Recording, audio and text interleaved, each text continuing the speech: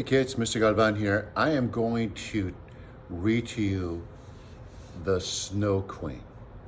This is a fairy tale, and I want you to observe the elements of a fairy tale. Okay? Here we go. The Snow Queen.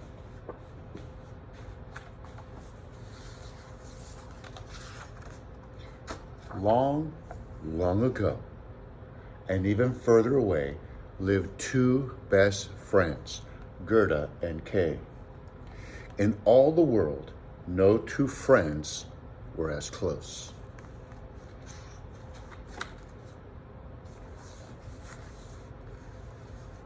One crisp winter's day, Kay was crunching through the snow when he saw a twinkling snowflake. It grew larger and larger, until suddenly it turned into a woman dressed in a sparkling white cloak.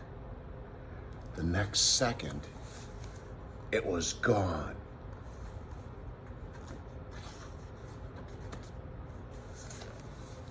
The following afternoon, Kay was with Gerda when, ow! A sharp speck of ice flew into his eye. From that moment, everything changed. Kay began teasing Gerda and ripping up all her precious flowers. Then he made fun of people all on the street. As each day passed, he grew more and more horrible. "Whatever's happened to Kay?" Gerda asked her grandmother. Gerda's grandmother shook her head sadly and sighed. "I think he's been enchanted by the Snow Queen."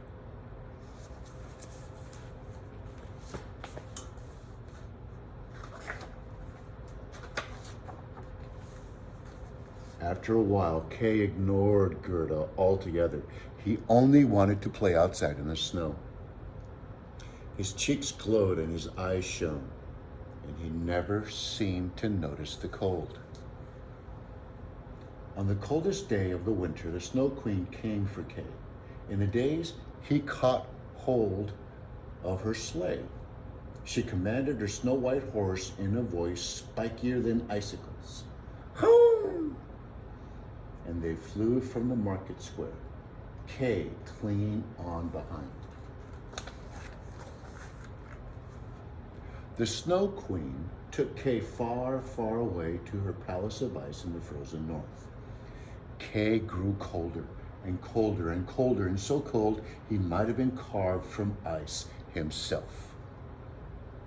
Week after week, he sat still as a snowman, trapped in a room made from blocks of ice. Soon, he completely forgot Gerda and everything in his old life. But Gerda did not forget Kay.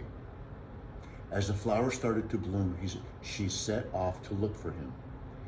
First, she followed the winding river.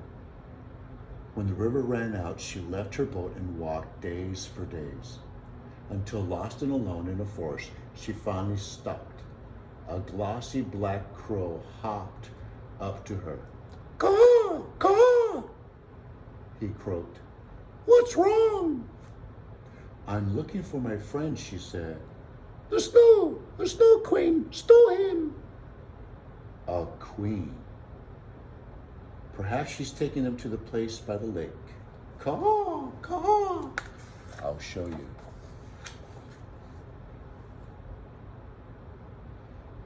He led Gerda through sleeping halls where royal dreams glided past.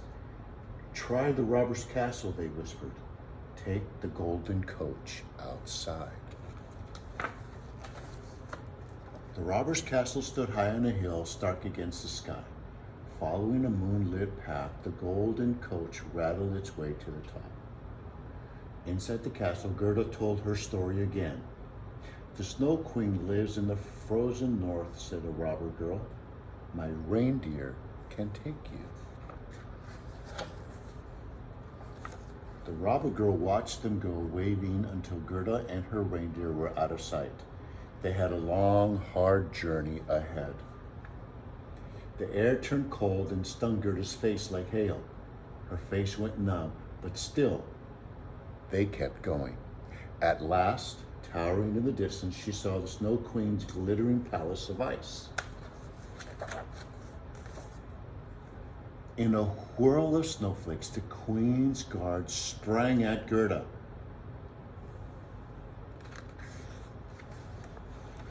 As Gerda cried out, her breath formed into misty angels. Silently, they swooped down and attacked the palace guards. Gerda ran into the palace calling for Kay. She put her hand over his frozen heart and it began to thaw. A warm tear melted the speck of ice in Kay's eyes and trickled down his cheek. Gerda? He whispered. Kay jumped up, sending blocks of ice flying. The Snow Queen could only watch in ice fury as Gerda and Kay fled, leaving her chilly palace forever.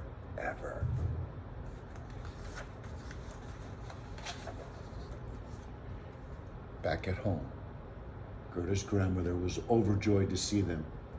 "I can't believe you escaped the Snow Queen," she cried over and over again. And she hugged them both tightly, as if she'd never let them go. And that's the end of the Snow Queen.